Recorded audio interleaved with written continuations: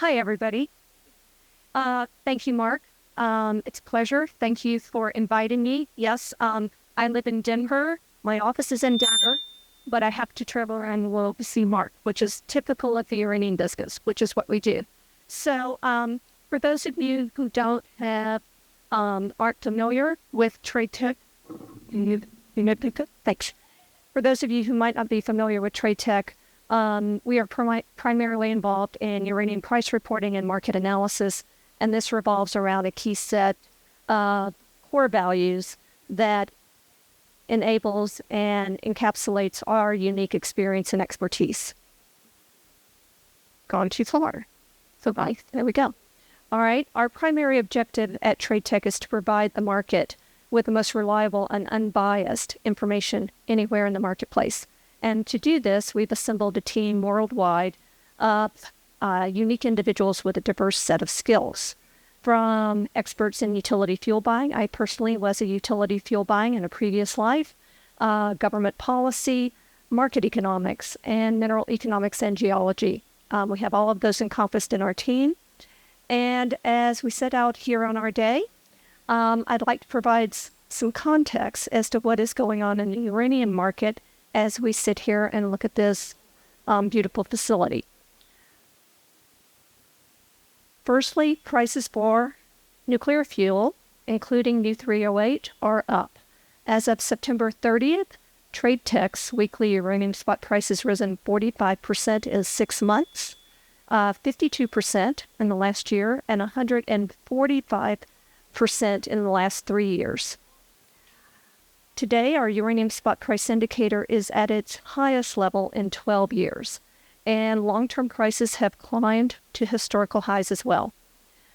The current rise in market prices is rooted in several developments, including increased demand for uranium, created to support growing nuclear power globally. Governments that are advancing legislation to mitigate the effects of climate change throughout carbon reduction often now include funding for existing power plants. They include advanced nuclear power reactor designs and domestic supplies of nuclear fuel. Policymakers have recognized that nuclear power can contribute in a meaningful way to reducing carbon emissions while increasing energy security.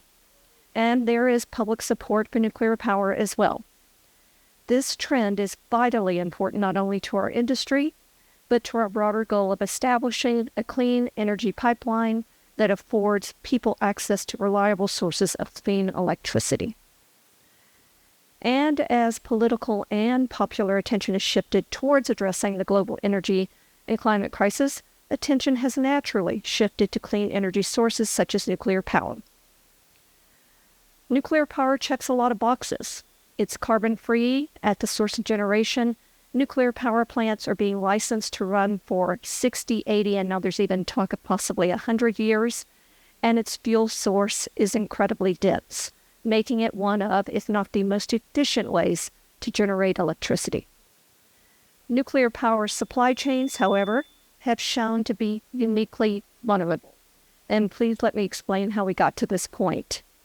Uranium prices declined over the past decade, largely due to oversupply due to Fukushima, and unfavorable economics on the demand side with nuclear generation, both of which combined to push demand for nuclear fuel and prices down. This led buyers to seek cheaper sources of uranium in order to make their nuclear power operations competitive. And one way they did that was to seek fuel from foreign sources such as Russia. But that decision was not without risk, and we've seen in recent years how Russia will contrive scarcity to leverage its political will over countries that rely on exports for energy production. This is a calculated risk that buyers have taken, where the price of fuel is measured against the likelihood that the seller will deliver. This is what we call security of supply, and many buyers today are prioritizing security of supply over lower prices, and this choice is being enabled by policies that are leveling the playing field for nuclear power against other sources of government of generation through direct funding tax breaks and other supportive policy. These trends also show us that we're going to need a lot of uranium in the coming years. We estimate that global requirements are expected to steadily rise from around 180 million pounds U3O8 today toward 250 million pounds U3O8 by 2040. What this demand outlook shows is the market has pivoted almost overnight from being in the doldrums to what could arguably be considered another renaissance, which is great because that indicates our industry is not only supported but growing. But there's a caution here, and that's this demand cycle must be sustainable. Because these policy developments, geopolitical developments, and market developments come at a time when the nuclear fuel market is faced with a structural supply deficit. This deficit has several roots. Several projects were taken offline in the 2010s for economic reasons. Then COVID interrupted production at some of the largest mines. And now, over the last couple of years, we've also seen a notable rise in the volume of uranium that's purchased both by producers and financial funds. Today, the market is short by around 60 million pounds. By 2030, that number could grow to 75 million pounds with only modest increases in demand. If expansions in nuclear power were to meet even the most basic requirements of carbon mitigation promises, that deficit could be much higher. And this net growth in uranium requirements could have a significant additional upside if governments and power markets truly embrace advanced reactor designs such as small modular reactors. In other words, if this industry is successful in bringing nuclear power to the forefront, we are going to need more projects than are currently identified in our supply stack. Because these reactor requirements are drawing against an established supply base that is being depleted, and there has not been enough investment capital to uranium project development over the last several years. Now, one of the questions we are often asked is when will utilities begin contracting? Well, they've already started, and Mark alluded to that in his comments. Last year in 2022, volumes transacted in the term market were well above average, and in fact, 2022 represented the third largest year in term contracting in the past 2 decades. Today, utilities are vetting any potential supplier to ensure that they will be able to meet future commitments. This involves an evaluation based not only on price, but on the evaluated price. It includes factors like past delivery performance, jurisdictional risk, ESG, environmental, social, and corporate governance compliance, and their ability to deliver material on time. So what will ensure the availability of future supply? Firstly, a rising requirements trend paints an optimistic picture on the demand side going forward. The capital is flowing to nuclear power from government and from the private sector. And we're witnessing an historical level of policy support for nuclear power that's emerged in several countries in the last couple of years. And there's a notable trend in preserving existing capacity through legislated economic support. But with the established supply base shrinking, these requirements sit far above forecasted available production. So we need to see emerging projects move from development into production. Moreover, spending on exploration and development needs to pace future requirements. And investment in exploration and development must occur in concert with modern sustainability practices and standards. And the appetite for new supply has increased as uranium supply and demand fundamentals are exposed. The supply deficit was amplified in the last year by Russia's aggression in Ukraine. There is a recognition among the buyers that there is a need to support future sources of uranium as current sources of supply are drawn down. And there's a lot more attention on domestic and geopolitically friendly sources of supply than before. This is putting pressure on suppliers to find the necessary production capacity to meet this emerging demand. Urenco and some suppliers are responding. Just last month, Urenco approved an investment to expand enrichment capacity here in New Mexico at UUSA. Earlier this year, the U.S. government started building a nuclear fuel stockpile. And there are several domestic producers, such as Energy Fuels, who are well positioned to contribute uranium supply from both new and existing mines. So I hope you take away from this broad review that whether from a global or a Western market perspective, requirements are growing and so is the supply deficit underneath it, which is drawing ever greater attention to emerging production just at a time when the competitive landscape is shaping and geopolitics are really reshaping commercial strategies.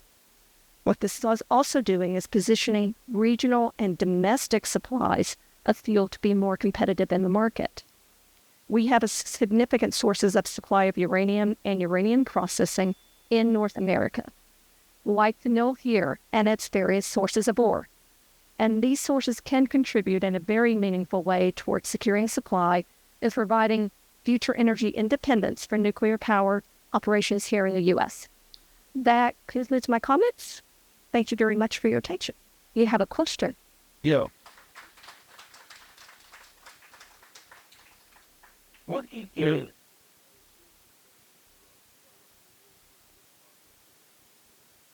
To say art.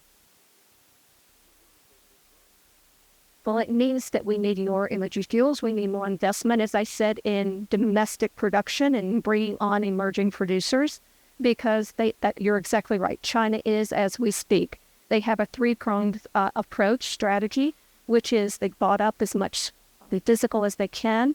They've maxed out their storage capacity at all the storage facilities. They've done that 10 years ago.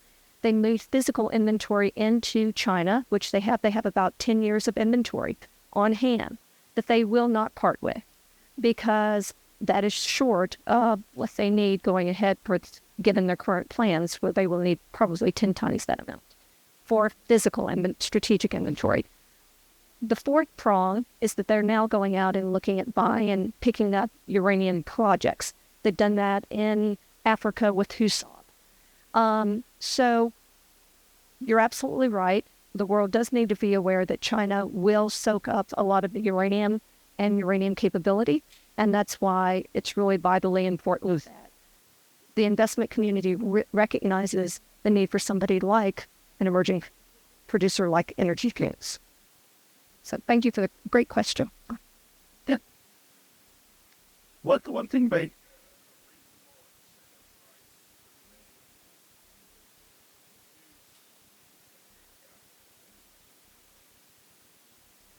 Well, I'm going to say that the incentive word is something that gets a little bit touchy. What incentivizes you may not incentivize someone who's already started their project, right? Incentivizing is very different for each project. At Trade Tech, one of the things we do is we every month provide a calculation of the production cost indicator. And that's the life of mine, full C3 cost that it takes just to get out of the ground. No incentivizing, no motivation, no profit. And that right now sits at $55.40. So that's what it takes just purely to do the process of getting it out of the ground. So it's much higher than that if you're going to incentivize anybody to go through that trouble. Any other questions? Yeah. I want to get that.